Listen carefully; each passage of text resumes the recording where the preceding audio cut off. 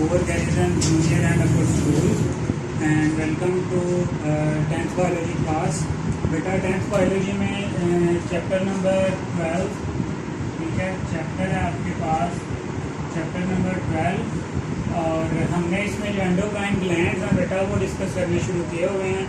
तो page number है आपके पास 50, ठीक है, पेज नंबर है आपके पास बेटा जी कितना, पेज नंबर 50। और जो टॉपिक आज हमने छोटे छोटे दो टॉपिक डिस्कस करने हैं। पहले तो हमने गोनेड्स के बारे में देखना है कि जो गोनेड्स हैं वो क्या हैं और इनमें से जो हार्मोन सिक्रीट होते हैं वो कौन कौन से हैं। और फिर बेटा इसके बाद आज के ही लेक्चर में जो है हम फीडबैक मैकेनिज्म उसकी तरफ भी अच्छे से जो है ना उसे कवर करने की कोशिश करेंगे। सबसे पहले बेटा आपको पता होना चाहिए गोनेड्स क्या हैं। बेटा गोनेड्स जो रिप्रोडक्टिव ऑर्गन्स हैं, जो सेक्सुअल ऑर्गन्स हैं, उनको हम क्या कहते हैं, गोनेड्स कहते हैं। और जो मेल में गोनेड्स वो टेस्टिस, ठीक है, जहाँ पे स्पर्म प्रोडक्शन होती है। और फीमेल में जो गोनेड्स हैं वो क्या है आपकी ओवरीज, जहाँ से एग प्रोडक्शन होती है, ठीक है। तो testis and ovaries are the male and the female reproductive organs, gonads, ठीक है। गोनेड्स मैंने क्या बताया है कि ये क्या है, रिप्रोडक्टिव ऑर्गन्स हैं, रिप्रोडक्टिव ऑर्गन्स। अब बेटा अगर स्पेसिफिकली बात कर लें मेल की और फीमेल की, ठीक है, अगर हम यहाँ पे देखें मेल एंड दी फीमेल, बेटा जो मेल हैं उनमें जो गोनेड्स हैं वो क्या हैं, मैंने आपको पहले बताया टेस्टिस, ठीक है, टेस्टिस। और दूसरी तरफ जो फीमेल हैं उनमें क्या है, ओवरीज।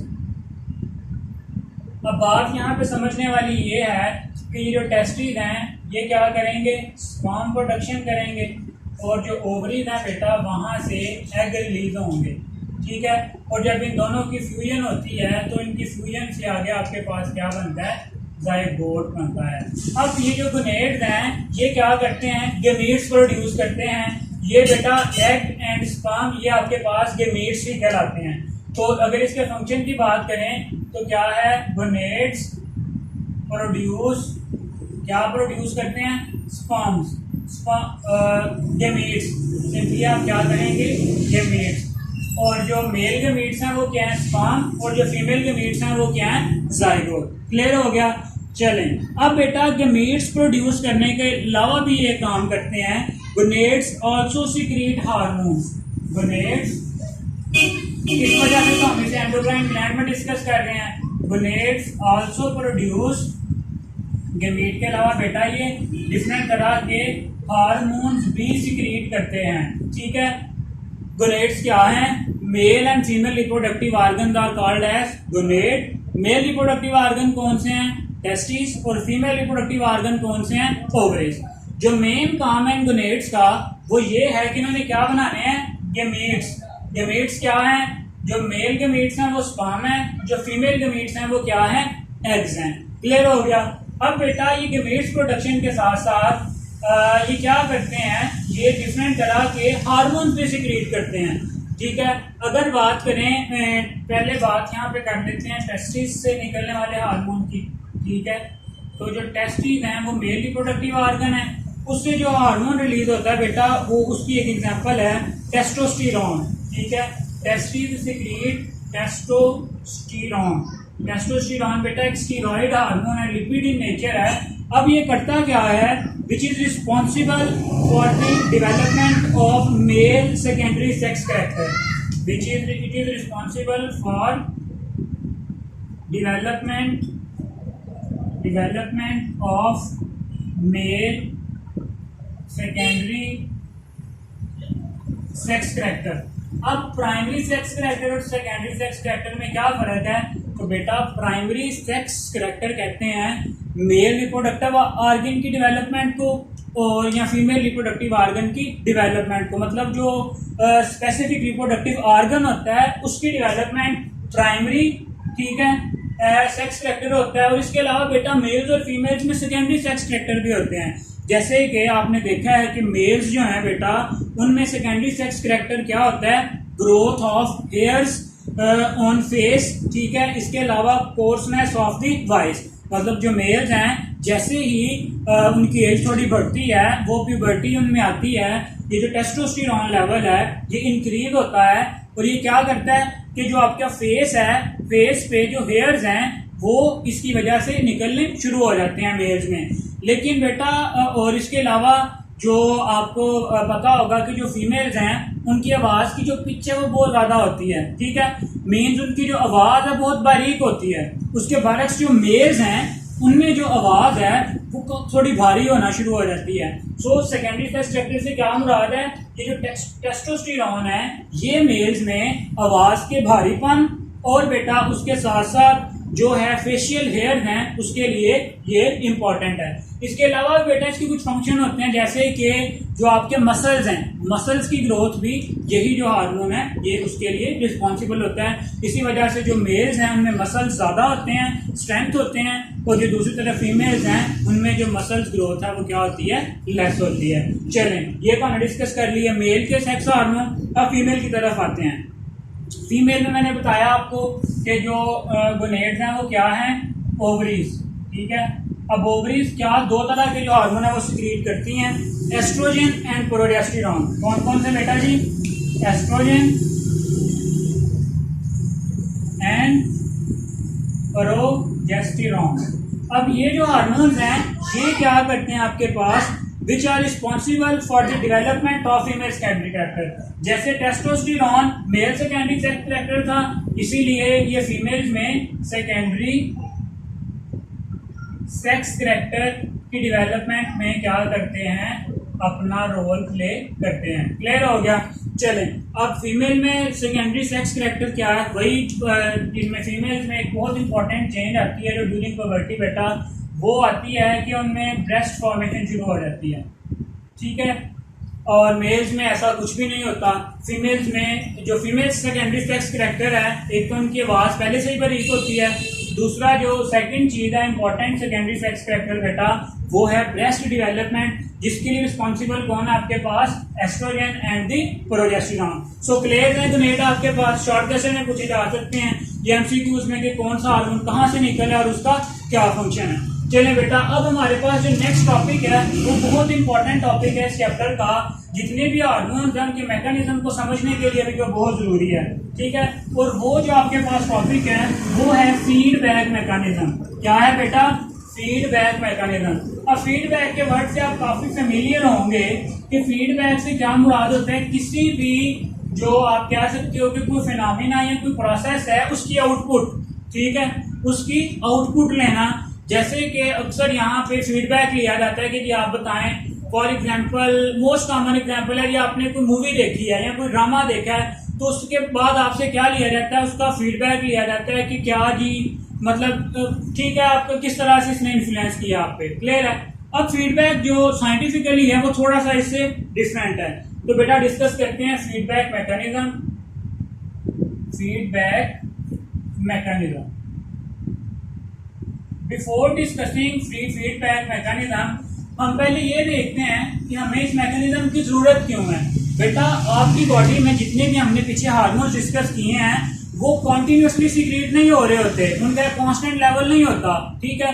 फॉर एग्जाम्पल जैसे ही आपके ब्लड में ग्लूकोज की कंसंट्रेशन इंक्रीज होगी, इंसुलिन आएगा, ग्लूकोज की कंसंट्रेशन को कम कर देगा।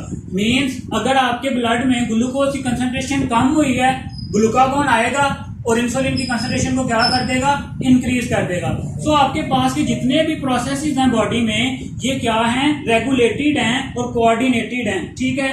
दी endocrine gland do not secrete their hormone at constant rate. मैंने बता दिया आपको क्यों, the rate varies with the need of body, मतलब बॉडी को जिस तरह से नीड है उसके मुताबिक जो हार्मोन है उसकी सिक्रीशन होगी, ठीक है। अब जो सिक्रीशन है it is controlled by the feedback mechanism. Feedback mechanism क्या है, feedback mechanism means the regulation of a process by the output of the same process. Definition क्या है, जरा गौर से देखें, समझें इसे। Regulation of a process by the output of a process क्या है कि किसी भी रेगुलेशन ऑफ किसी भी प्रोसेस को रेगुलेट करना किसके तहत, जो उस प्रोसेस का आउटपुट है वो उसे जब रेगुलेट करता है तो इस वाले मैकेनिज्म को हम क्या कहते हैं, फीडबैक मैकेनिज्म। अब बेटा अभी आपको क्लियर नहीं हो रहा होगा, फिर से देखें कि फीडबैक मैकेनिज्म एक ऐसा कंट्रोल मैकेनिज्म है जो किसी प्रोसेस को प्रोसेस की आउटपुट से ही कंट्रोल करता है। किसे कंट्रोल करता है, प्रोसेस की आउटपुट से ही कंट्रोल करता है। अब चलिए पहले इसकी एग्जांपल देखते हैं ताकि आपको थोड़ा सा क्लियर हो जाए। फॉर एग्जांपल हमारे पास स्टिमुलस है लो ब्लड ग्लूकोज। क्या, लो ब्लड ग्लूकोज। हमारे ब्लड में क्या हुआ है, ग्लूकोज की कंसंट्रेशन कम हो गई है। तो क्या होगा, आपके पास इंसुलिन है, जो ग्लूकागोन है उसकी सिक्रीशन हो जाएगी।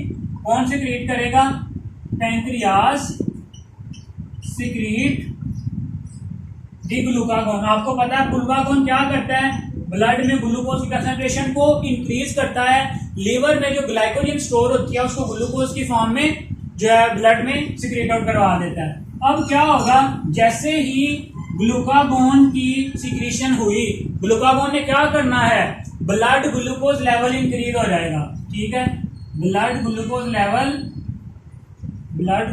Level increase. अब देखें, यही एक प्रोसेस था जिसके थ्रू अब इसके आउटपुट क्या आई है, ब्लड में ग्लूकोज का लेवल क्या हो गया, इंक्रीज हो गया। ब्लड में ग्लूकोज का लेवल इंक्रीज हो गया, जबकि स्टिमुलस क्या था पैंक्रियाज के लिए, ग्लूकागोन की सिक्रीशन के लिए ब्लड में लो ग्लूकोज लेवल। तो अल्टीमेटली क्या होगा, जब ब्लड में ग्लूकोज का लेवल इंक्रीज होगा तो ये क्या नेगेटिवली इफेक्ट करेगा इसको, मींस क्योंकि अब यहाँ पे ब्लड ग्लूकोज क्या हो रहा है, इंक्रीज हो रहा है। तो जो ग्लूकागोन है इसकी सिक्रीशन क्या हो जाएगी, स्टॉप हो जाएगी। इसकी सिक्रीशन अब क्या हो जाएगी, स्टॉप हो जाएगी, क्योंकि ब्लड में जो ग्लूकोज का लेवल है वो क्या हो चुका है, नॉर्मल हो चुका है। चलें बेटा, ये नेगेटिव फीडबैक की एक एग्जांपल भी है। अब हम देखते हैं कि ये जो फीडबैक है आपके पास कितनी तरह के होते हैं, दो तरह के, positive feedback and the negative feedback. Positive feedback and negative feedback. पहले देखते हैं कि नेगेटिव फीडबैक क्या है। नेगेटिव फीडबैक, नेगेटिव से क्या मतलब होता है, नेगेटिवली कंट्रोल करना। अगर किसी प्रोसेस की आउटपुट उस प्रोसेस को स्टॉप कर दे या रिड्यूस कर दे तो ऐसे फीडबैक मैकेनिज्म को हम क्या कहते हैं, negative feedback. The output of a process decrease और इनहिबिट द प्रोसेस। आउटपुट क्या करे, आउटपुट डिक्रीज करे, डिक्रीज और इनहिबिट, मतलब या तो किसी प्रोसेस को बिल्कुल स्टॉप कर दे या क्या कर दे, डिक्रीज कर दे। जैसे मैंने आपको पीछे बताया है कि जैसे ही ग्लूकागोन की कंसंट्रेशन बढ़ेगी ब्लड में ग्लूकोज लेवल क्या हो जाएगा, इंक्रीज हो जाएगा, जो नेगेटिवली रेगुलेट करेगा किसको, इंसुलिन, जो ग्लूकागोन है उसकी सिक्रीशन को। ठीक है, this mechanism works to return condition toward the normal value. ठीक है, वर्क्स टुवर्ड द कंडीशन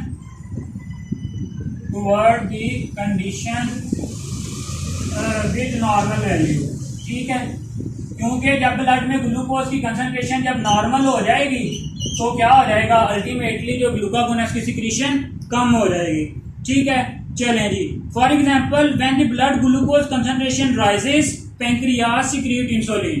ठीक है, जब आपके पास ब्लड ग्लूकोज कंसंट्रेशन जो है वो इंक्रीज हुई तो क्या होगा, जो पैंक्रियाज है वो क्या करेगा, पैंक्रियाज सिक्रीट, जो मैंने आपको पीछे वैसे ग्लूकागोन की एग्जांपल दी थी, यहाँ पे इंसुलिन की आ गई है, पैंक्रियाज क्या करेगा, सिक्रीट इंसुलिन। जब वो इंसुलिन को सिक्रीट करेगा तो क्या होगा, it decreases the blood glucose concentration. Blood glucose concentration है जो वो क्या हो जाएगी, डिक्रीज हो जाएगी। जैसे ही बेटा डिक्रीज होगी तो नेक्स्ट आपके पास क्या हो जाएगा, decline in blood glucose concentration to normal set point inhibit the secretion of insulin. ये क्या कर देगी, inhibit the secretion of insulin. ठीक है, क्लियर हो गया। चलें, when blood glucose concentration drops to normal, pancreas secrete glucagon, concentration to normal set point। इसी तरह से मैंने जो आपको पहले बताया है कि जब ग्लूकोज कंसंट्रेशन कम हो जाएगी फिर ग्लूकागोन आएगा, जब वो नॉर्मल हो जाएगी तो ग्लूकागोन भी नेगेटिवली क्या हो जाएगा, कंट्रोल हो जाएगा टुवर्ड अ सेट पॉइंट। तो अल्टीमेटली हम इसको अगर कंक्लूड करना चाहें तो क्या होता है, the blood glucose concentration control the process. ठीक है, कौन सा process, blood glucose concentration, blood glucose concentration क्या कर रहा है, इसकी जो आउटपुट है वही इसको कंट्रोल कर रही है।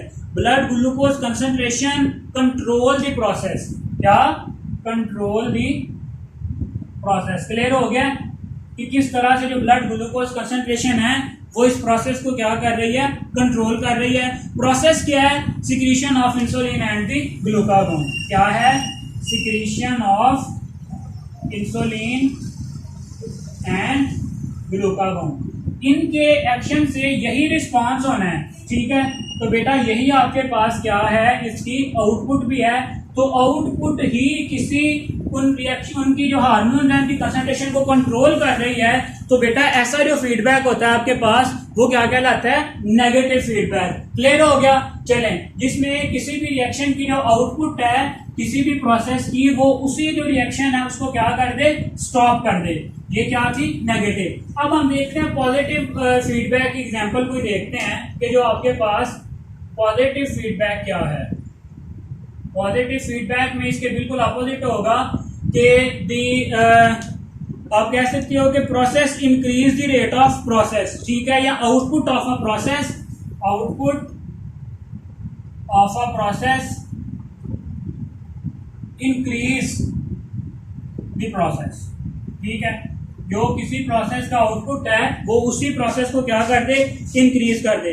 इसकी एग्जांपल है हमारे पास sucking action for an infant, for an infant sucking action, मतलब कि जब बच्चा, sucking action of an infant, जब छोटा बच्चा मदर से फीड के लिए सक करता है ब्रेस्ट को, तो बेटा क्या होता है वहां पे आपके पास, stimulate the production of hormone in mother. ठीक है, तो इसके नतीजे में क्या होता है कि एक जो हार्मोन है वो स्टिमुलेट हो जाता है, स्टिमुलेट हार्मोन इन मदर। जैसे ही वो हार्मोन सिक्रेट होता है वो फिर क्या करता है, this hormone works for the production of milk. यही जो हार्मोन है ये किसके लिए काम करता है, for the production of milk. अब देखें, जैसे ही सकिंग जितनी ज्यादा होगी, ठीक है, more sucking lead to more hormone, more sucking leads to more hormone. ये बात इंपॉर्टेंट है। दोबारा से देखें, मदर में बेटा जो सकिंग एक्शन है वो एक हार्मोन को स्टिमुलेट कर देता है। अब हमने देखना प्रोसेस क्या है, सक करना, उसका आउटपुट क्या है, प्रोडक्शन ऑफ मिल्क। ये आ गया प्रोसेस, ये उसकी क्या आ गई, आउटपुट। ठीक है, अब ये जो प्रोसेस है ये देखें, मोर सकिंग, जितना ज्यादा वो सक करता जाएगा उतना ज्यादा हार्मोन प्रोड्यूस होगा। ठीक है, मीन्स के पॉजिटिवली पहले कम सक किया, कम जो मिल्क प्रोडक्शन हुई, फिर जैसे जैसे ज्यादा सक करता जाएगा उसमें जो प्रोडक्शन है, मिल्क प्रोडक्शन वो क्या होती जाएगी, ज्यादा होती चली जाएगी। तो इस तरह से एक प्रोसेस की आउटपुट ने, एक प्रोसेस की आउटपुट ने उसी प्रोसेस को इंक्रीज कर दिया है। तो ऐसा जो फीडबैक है आपके पास बेटा जी, ऐसा फीडबैक आपके पास क्या कहलाता है, पॉजिटिव फीडबैक मैकेनिज्म। क्लियर है। एक बात क्विकली देखें, नेगेटिव में क्या होगा कि जो आउटपुट है वो किसी भी प्रोसेस को डिक्रीज कर देगा। जैसे कि इंसुलिन सिक्रीशन जब हुई उसने ब्लड ग्लूकोज लेवल को क्या किया, कम किया, और अल्टीमेटली जो इंसुलिन प्रोडक्शन है वो भी क्या हो गई, कम हो गई। ठीक है, इसके अपोजिट अगर पॉजिटिव फीडबैक में देखें तो जैसे जैसे सकिंग इंक्रीज हुई तो जो हार्मोन का लेवल है वो भी इंक्रीज होता चला गया और मिल्क प्रोडक्शन भी इंक्रीज होती चली गई। तो बेटा this is all about the feedback mechanism. इसे अच्छे से प्रिपेयर करें, लॉन्ग क्वेश्चन के तौर पे भी, शॉर्ट क्वेश्चन के तौर पे भी। इसी के साथ बेटा जो हमारा एंडोक्राइन वाला पार्ट था वो क्लियर है। अब हमारा लास्ट एक लेक्चर रह गया इस चैप्टर का, उसमें हम जो है वो डिसऑर्डर्स फर्दर देखेंगे। तो आज के लिए इतना ही बेटा जी, अल्लाह हाफिज।